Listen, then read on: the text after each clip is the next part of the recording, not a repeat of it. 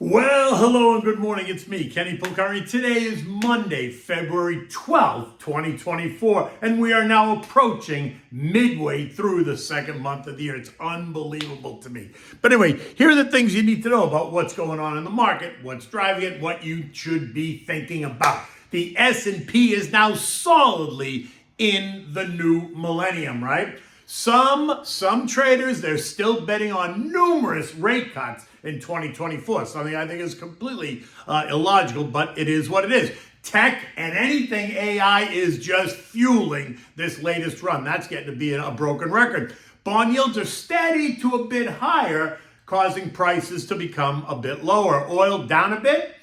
Tensions ease in the Mideast. Gold is down. The dollar is up. And what do we have at dinner? Well, we're going to have the Rigatoni with this great sauce, which I'm going to tell you about. Simple to make and so delicious.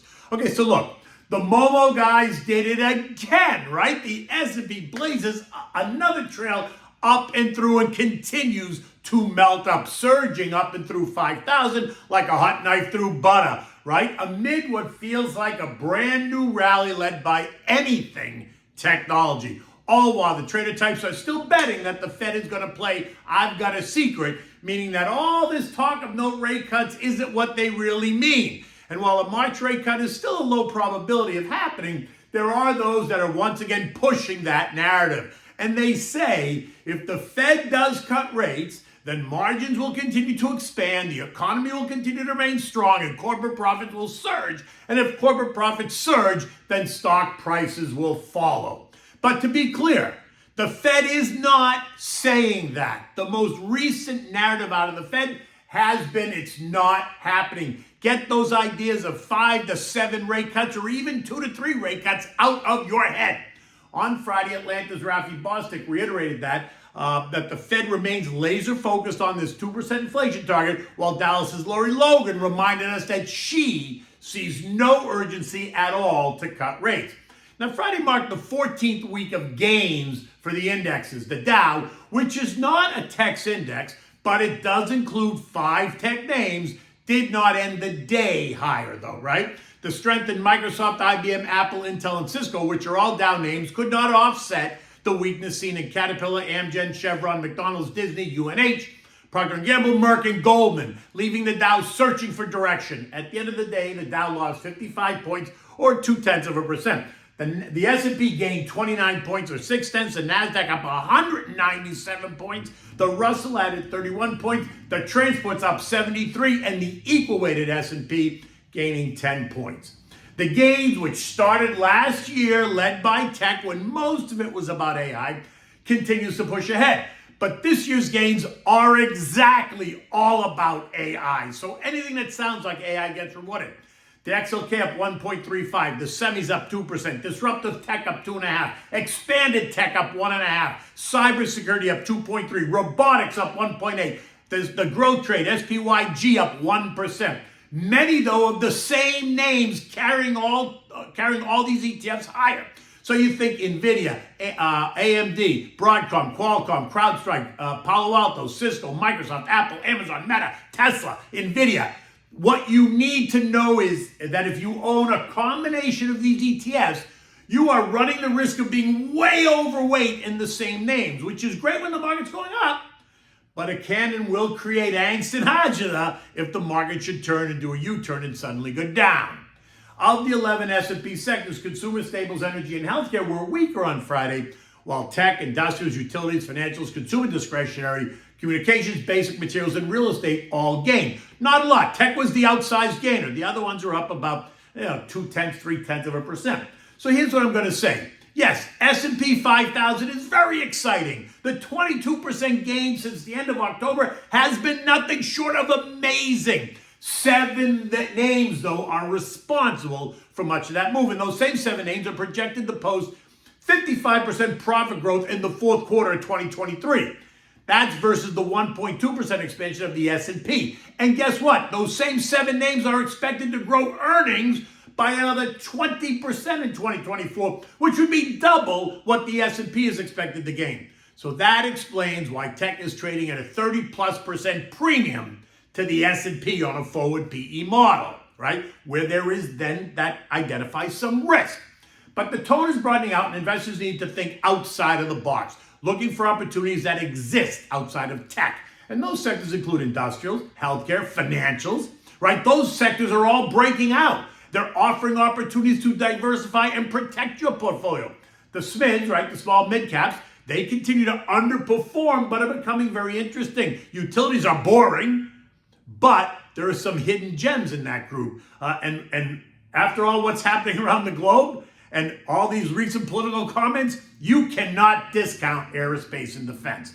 Now, bonds came under some pressure last week and again on Friday, and this after last week's successful bill and bond auctions that took place earlier, which is a bit confusing, right? The TLT and the TLH lost about 0.2% on Friday, leaving the 2-year yielding 4.47%, the 10 years yielding 4.16%, the 20 years yielding 4.47%, the 30 years yielding 4.36%. The short duration 3 and 6 month bills are yielding 5.4 and 5.3% respectively on an annualized basis. The VIX, which is the fear index, rose by 1.25% on Friday, which isn't anything to get worked up about. But this morning it's up another 3.5% on apparently no public news, which is interesting. But we're going to get another 60 names reporting this week, along with some very key inflation data, and that could be some cause for angst for investors in the markets. While earnings are projected to continue to remain strong, remember currently about 80-85% of these reports have beaten the estimates. There will be a lot of economic data this week that you're going to have to mull over. And tomorrow's CPI and Friday's PPI are going to dominate the discussion. The CPI is expected to be up 0.2 month over month and up 2.9% year over year. The core CPI is expected to be up 0.3 months over month and 3.7% year over year. In addition, we're going to get retail sales expected to be down 0.1%, but ex-autos and gas, it's going to be up 0.3. The Philly Fed business outlook is supposed to be down 8.6, industrial production up 0.3, capacity utilization at 78.8%. That's kind of right in there. Housing starts are expected to be flat month over month, while building permits are up 1.5%. Friday brings us the latest PPI, and that is expected to be up 0.1 month over month and 0.7 year over year, while core CPI is going to be up 0.1 month over month and 1.7% year over year. And yes, those are good numbers, but it doesn't really make a difference because Janet's not worried about inflation any longer. Recall that she told the Senate Banking Committee last week that she does not expect price levels to decline. But that's okay, she said, because wages are now outpacing inflation, so no one should be having an issue any longer. So basically, stop complaining about the high prices in the grocery store. And if these numbers come in as expected, then expect the whole rate cut story to gain new momentum. Now look, while we don't need a rate cut because the economy is strong, the way they're going to position it is this, okay? So pay attention. Europe needs a rate cut. Their economies are not nearly as strong as ours, and so Christine Lagarde, the ECB president, is going to have no choice but to cut. And that's going to open the door for JJ to support her and then cut U.S. rates. Something I think is going to be a big mistake, but guess what? I'm not a voting member of the Fed, so I got really nothing to say. I just think it's a mistake. On the political side, JoJo skips the Super Bowl but puts out a recorded piece on Twitter scolding corporate America for what he apparently just realized is this thing called shrinkflation. Meanwhile, it's been happening for 3 years. That's where the manufacturers shrink the size of the packaging, but do not change the price, right? So it's really inflationary. They give you less, but you pay more, essentially. But I guess all of JoJo's advisors thought that the Super Bowl would be the perfect time to scold corporate America. And with JoJo saying things, his famous, "Come on, man, give me a break." And then over the weekend, we had the Main Street media gushing over how sharp Biden is and how he is on his game, no matter what the special counsel says. And yes, he is their man for the job. Something I am absolutely willing to bet is not going to be the case come the convention. And then on the other side, you got Donnie coming out and threatening NATO countries while dissing Nikki Haley's husband, who, by the way, is serving overseas in our military, right? That's not smart by any measure for Donald Trump, but he doesn't apparently seem to care.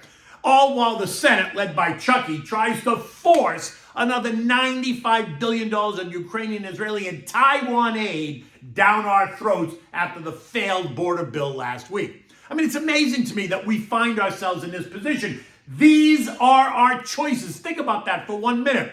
Remember, political chaos, though, can cause short-term market chaos, but it doesn't cause long-term price disruptions, right? So don't go making financial decisions based on political upheaval. Just don't. It's never a good idea.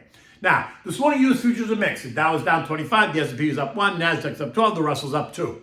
The focus is going to be on tomorrow's CPI report, with traders then refining their bets once that report is released. If it comes in at plus 2.9%, it's going to be the first time that CPI has been below 3% since March of 2021. I, for one, do not think that no matter what happens, that it changes the narrative at all. I think the Fed's going to hold rates steady, but we're about to find out. Oil this morning is down 75 cents at 76.15. There were no outbursts in the Red Sea or Israel over the weekend, and Israel actually announced that they conducted their final strikes in Rafah, so the sense is that tensions there are beginning to subside just a bit, and that's taking pressure off of oil. Gold is down $3, now testing support at 2030, a level we've been talking about. You can thank the ongoing talk of no rate cuts for pressuring gold. You can also thank the recent strength in the dollar. Again, no rate cuts will cause the dollar to strengthen for pressuring gold, right? The dollar index has surged 1.5% since last week.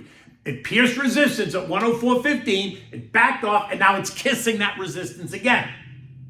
If we push up and through, we're going to see the dollar run towards 106. And if that happens, gold is going to take a hit, right? Now, if the whole rate cut story gathers new momentum, then expect the dollar to retreat, and then gold will rise again, and so we wait. Now, the S&P closed at 5,026, up 29 points, and now decisively in the new millennium. But the higher we go, the more it feels a bit toppy as investors reconsider their appetite. Yes, AI is changing the world. Yes, 80% of the reports have beaten the estimates. And yes, the economic data remains robust. But the market has priced all of this in, right?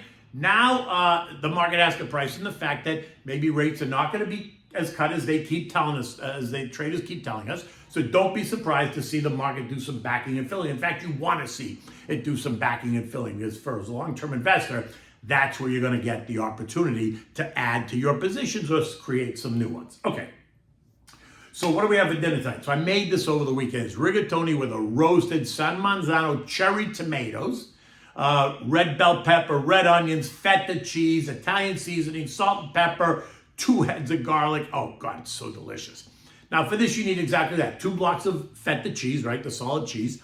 2 packages of the San Marzano cherry-sized plum tomatoes. You need 1 decent-sized red onion, 1 red bell pepper, 2 heads of garlic, salt and pepper, Italian seasoning, and olive oil, right? You want to preheat the oven to 400 degrees. You want to put a pot of salted water on the back burner and bring it to a boil. Now, slice the tomatoes in half. Core the red pepper, slice it up as well, slice the red onion, place it all in a Pyrex baking dish, season it with salt and pepper and Italian seasoning, drizzle it with olive oil, and then mix it so it's all nice and coated. Now take the 2 blocks of feta cheese, put them right in the middle, kind of create some room, put those in the middle, and take the 2 heads of garlic that you've drizzled with olive oil, put those in the dish too, put it in the oven for 40 minutes at 400 degrees. Now get the food processor out. Now, take the roasted tomatoes, etc., put it all in the food processor, including the soft cheese. Remove and squeeze out the roasted garlic from the bulb and add that right to the food processor, and then puree it, and then set it aside. Now, you're going to put your pasta in the pasta water that's been boiling. This way, it's going to take you 8 minutes or so to make it al dente. Now, while that's happening, take a large saute pan. Add the sauce that you just pureed, put it in the pan, and add 2, maybe 3 ladles of the pasta water. Mix it, right? Mix it so it's all nice. Now take the pasta out. When it's done, add it directly into the saute pan and toss it around. Make sure it's all nice and coated. If it starts to suck up the sauce, it's simple. Take another little bit of pasta water, add it there, and then stir it up. Make sure it's all nice and coated. You want it moist. You don't want it soupy. You want it just moist, right? Serve this now in warm bowls and make sure you have fresh grated Parmigiana cheese on the table for your guests. Now, I put a picture of this on my Twitter. I put a picture of it going into the oven. I put a picture of it after I pureed it. And then I gave you a picture of my dining room table that we sat outside last night. The weather was absolutely beautiful. It was probably about, 70 degrees. It was a cool breeze. It was really, really spectacular. And anyway, today, look, it's sunny out. It's got a blue sky. We had a great weekend. I made it to the beach a little bit. Look, see, I got a little bit of a tan. Now, until tomorrow, take good care.